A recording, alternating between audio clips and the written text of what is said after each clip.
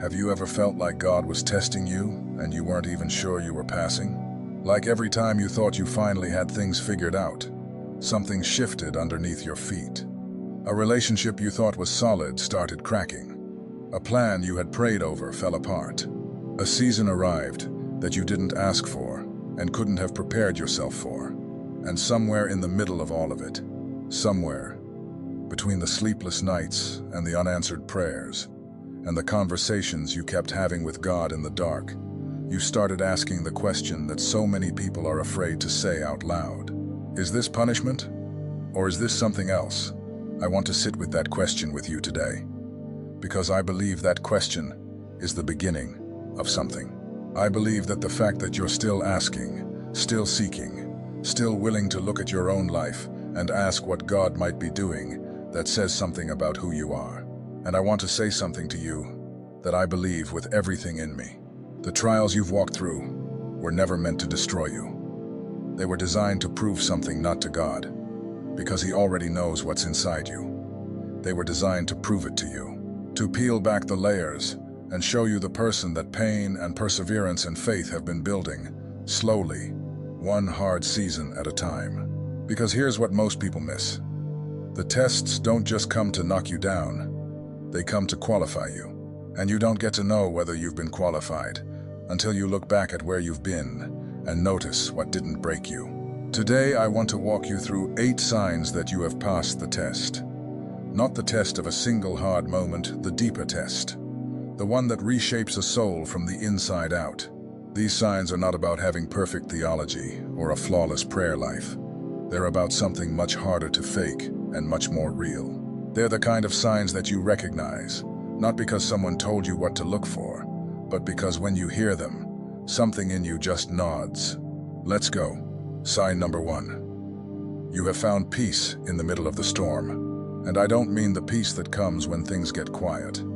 Anybody can feel peaceful when the bills are paid, and the family is healthy, and the future looks clear.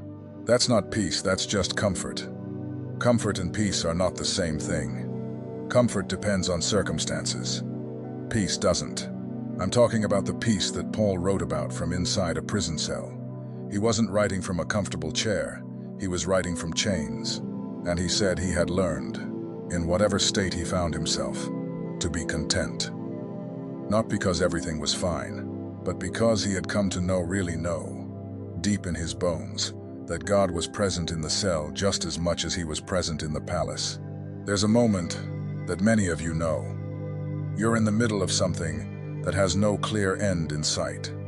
Something that, if you think too hard about it, genuinely frightens you. And instead of collapsing into it, instead of spiraling the way you used to, something in you goes still. Not numb, not in denial, still. That stillness is not an accident. It is the fruit of a long walk with God through hard places. It doesn't come in a moment, it accumulates. Every time you chose prayer over panic, every time you opened the Word when what you really wanted to do was crawl under the covers and pretend the world didn't exist. Every time you chose trust when everything in you wanted to take control. All of that built something in you that is very difficult to shake. And when you encounter the next hard thing, not if, when that peace is still there. Quieter than the chaos, more solid than the circumstances, more real than anything the world can throw at you. If you have that today, even a small version of it, hold on to it. It is one of the most valuable things God can build in a human being. Sign number 2. You stopped pretending to be someone you're not. This is the one I want to take my time with, because I think it touches something that a lot of people carry for a very long time before they even realize they're carrying it. So many of us spend years, decades sometimes, wearing versions of ourselves that were shaped by other people's expectations. Maybe it was a parent who loved you deeply but had a very specific picture of who you were supposed to become. Maybe it was a church community that had rules, spoken and unspoken, about what an acceptable version of faith looked like. Maybe it was just the accumulation of years of trying to fit in, trying not to stand out, trying to be enough for everyone around you. And slowly, without even fully realizing what was happening, you started performing a life instead of living one. You said the right things in the right rooms. You showed up with the right expression. And somewhere inside, there was a version of you that hadn't seen daylight in years. But God is too faithful to leave you in that. And so he takes you through a test that strips the performance away. It's almost never gentle at first. It feels more like something being torn off than something being removed. Because the false self doesn't go quietly. It holds on. It argues. It tells you that you need those layers. That the real you isn't enough. That the people around you will leave if they see what's actually there. And then if you stay in it, if you press into what God is doing in that uncomfortable stripping process, you come out the other side with something no one can take from you. Yourself. Your actual self. The one God designed before you had any idea who you were supposed to be. That's alignment.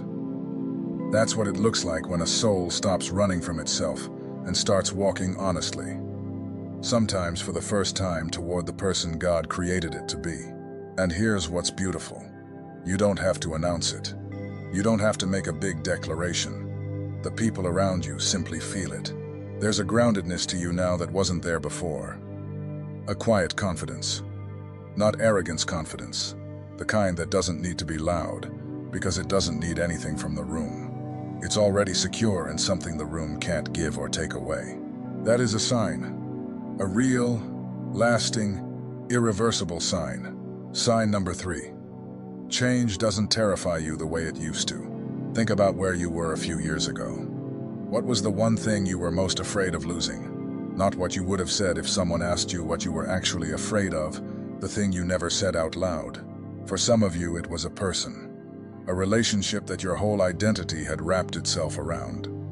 For others, it was a position, a plan, a version of your future that you had already started to treat like a promise, even though no one had actually promised it to you, and God shifted it. Maybe gradually a door that closed, an opportunity that didn't come through, a subtle rearrangement of things, and then, maybe not gradually at all. Maybe it felt sudden, like the floor disappeared mid-step, and you grabbed for what you knew, and there was nothing there to grab, and you made it through. That experience does something permanent to a person. It rewires the relationship between your faith and your fear, because you learned not as a concept, not as a Sunday school answer, but as a lived reality, that on the other side of the thing you were most afraid of losing, God was still there. The morning came anyway, and you were still standing, more clearly yourself than you had been before the loss. Now when change comes, and it will, you don't freeze. You take a breath, you pray, you feel what you need to feel, and then you step forward, because you know from experience what you only used to hope was true. That capacity to step forward into the unknown, with your hand in God's hand and your eyes open, is one of the clearest marks of a soul that has passed something real. Sign number 4. You stopped trying to control God's timing. I want to be honest about this one, because I think it's easy to say the right words around it and still not have actually arrived. Trusting God's timing is not agreeing with it. It's not even liking it. Trusting God's timing is continuing to walk forward in faithfulness when His schedule does not match yours and you don't understand why. So, many of us believe in God's plan in theory, but spend enormous energy trying to manage it in practice. Praying with a deadline, believing, but also quietly building a backup in case God moves slower than expected. Because waiting is hard, and hope that's been deferred for a long time starts to feel less like hope and more like stubbornness. But then comes the moment, and for most people who have truly passed through this, there is a specific moment when you hit a wall that you couldn't build your way around. A place where you had used every resource you had and come up empty. And in that place, in that quiet, humbling, holy place, something releases.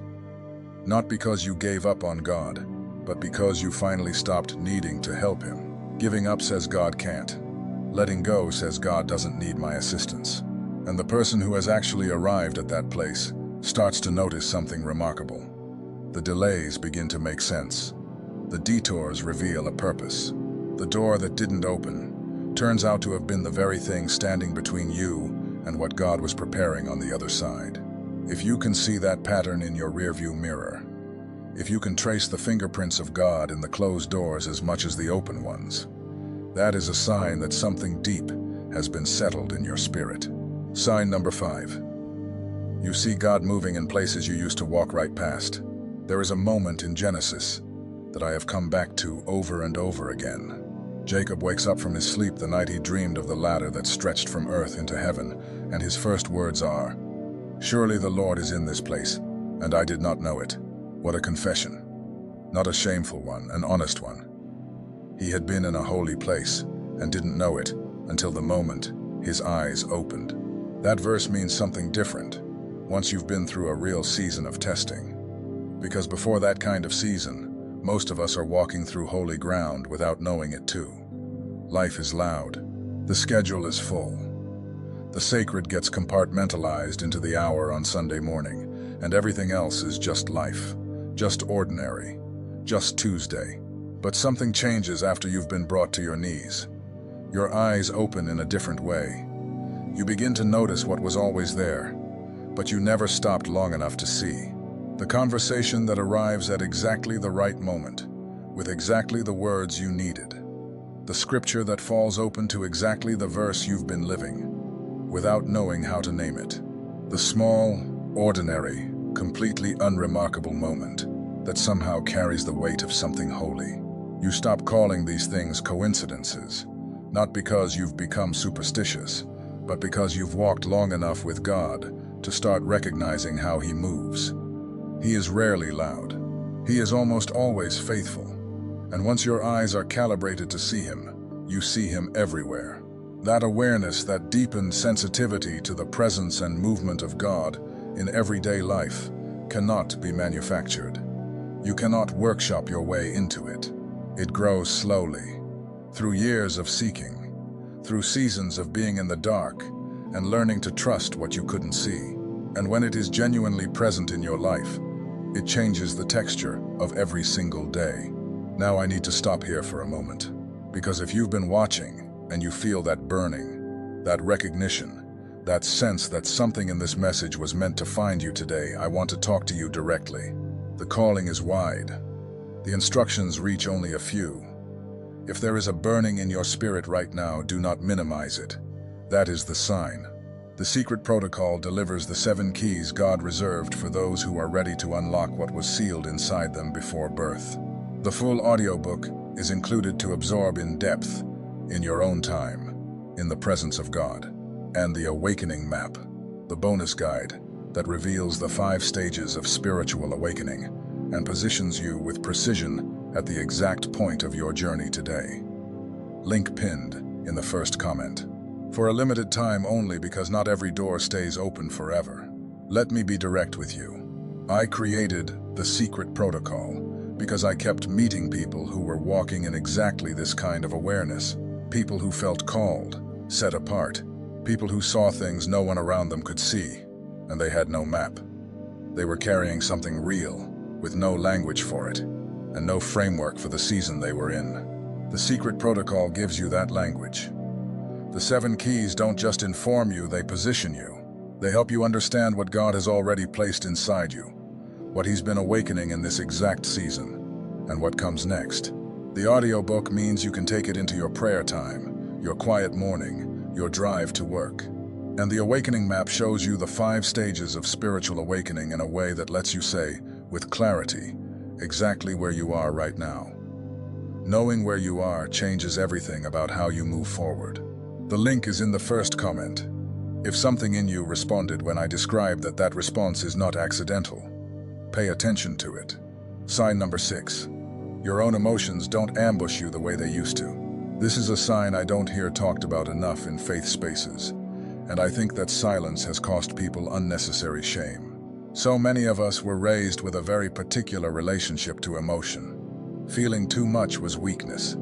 The spiritually mature person didn't let things get to them. And so we learned to bury things, to push through, to show up on Sunday with a smile that didn't match what had been happening the other 6 days.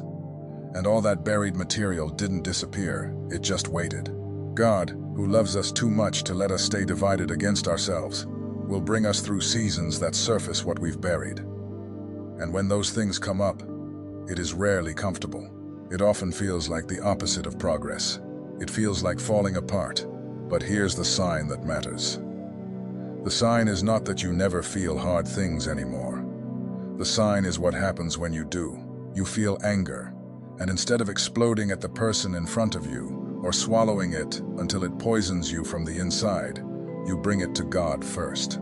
You let yourself feel it fully in His presence, and then you decide what to do with it, rather than letting it decide for you. You feel grief, and instead of rushing past it because it's inconvenient or embarrassing, or not what you expected from a person of faith, you let yourself grieve. You give the grief the space it needs. You stay in it, as long as it needs to be stayed in. And you trust that morning will come, because it always has. You feel fear, and you name it. Out loud, to God, to yourself, maybe to someone you trust. You don't perform courage. You choose it. You feel the fear, and then you choose the step forward anyway, because the step forward is where God is. That is what emotional maturity looks like. And God builds it through the exact seasons that feel like they are pulling you apart. Sign number 7. Gratitude has become your natural language. Not the performed kind. Not the Instagram version. Not the quick thank you at the beginning of a prayer that's really just setting up the list of requests that comes after. I mean the real thing. The kind that rises on an ordinary morning when nothing spectacular has happened and nothing remarkable is on the schedule, and something inside you just lifts, quietly, without a reason that would make sense to anyone else. I had a morning like that not too long ago. I was sitting with my coffee. Nothing special about the day, no big news, no particular blessing to point to. And something in me just went, thank you, for all of it, for still being in this story. For the fact that the hardest seasons I walked through didn't end me. For the evidence, the long, quiet, accumulated evidence that God has been present in my life in ways that I didn't always recognize when I was inside them. That kind of gratitude is not something you can decide to have. You can't manufacture it through practice, though practice helps. It grows. It grows in the soil of hard seasons survived. It grows in the space left behind by the things you used to worry about that turned out not to be the end. It grows when you stop seeing your history as a series of things that happened to you and start seeing it as a story that has been held together by someone faithful. And when gratitude is genuinely your default posture, not something you perform for others, but something that lives in you, it changes what you notice. You become increasingly aware of what's present instead of what's missing. You find the sacred in the ordinary, and you stop requiring extraordinary circumstances in order to feel that your life is a gift. That kind of gratitude is a sign of a person who has passed through something and emerged with a different orientation toward existence. It is a beautiful thing to carry. Sign number 8. You feel called to give back what you've been given. This is almost always the last thing to arrive. And I think that's intentional, because you cannot give from a place of genuine overflow until you have experienced genuine overflow yourself. And genuine overflow doesn't come from comfortable seasons. It comes from seasons where you were brought so low that what brought you back up left a mark on you, a mark that you can't keep quiet about. When God has really walked someone through something, they become almost incapable of keeping it to themselves. Not in a preachy way, more in the way that a person who has found water in the desert doesn't hoard it. They share it, because they know what it felt like to be desperately thirsty, and they cannot look at someone else who is thirsty without being moved to offer what they have. You become a living testimony, not because you have all the answers nobody does, but because you have the evidence. You are the evidence, and you start noticing it in small ways. You take a little more time with the person who looks like they're barely holding it together. You have the honest conversation instead of the safe one. You show up for the people who are in the middle of the season you already walked through, because you know the terrain, and you remember how isolating it felt to be there alone. That desire to serve, to give, to be a light in whatever room you walk into, it does not come from a person who is still in survival mode. It comes from a person who knows, at a level that cannot be argued with, that they have been held, that they have been carried, that what they have they did not produce on their own. And what they've been given, they were given to share. So here we are, 8 signs. Peace in the chaos. Walking in your authentic self. Embracing change without fear. Releasing the need to control God's timing. Seeing His movement in the ordinary. Emotional groundedness. Real gratitude. And a heart that wants to give back. You don't have to have all of them fully. That's not how growth works. But be honest with yourself for a moment. How many of those signs do you recognize? How many describe something that has been quietly building in you? Maybe for longer than you've been willing to name. Because I believe that if you've been on this road with God through hard places and you haven't stopped, there is something in that list that belongs to you. Maybe more than you expected. Maybe more than you've given yourself credit for. God does not waste what you have been through. Not a single year. Not a single night you spent praying into a silence that felt like no one was listening. None of it was wasted. All of it was building something in you that the next season of your life gets to stand on. You passed the test. Not perfectly, but you passed. You are still here, and the best part of your story is still ahead.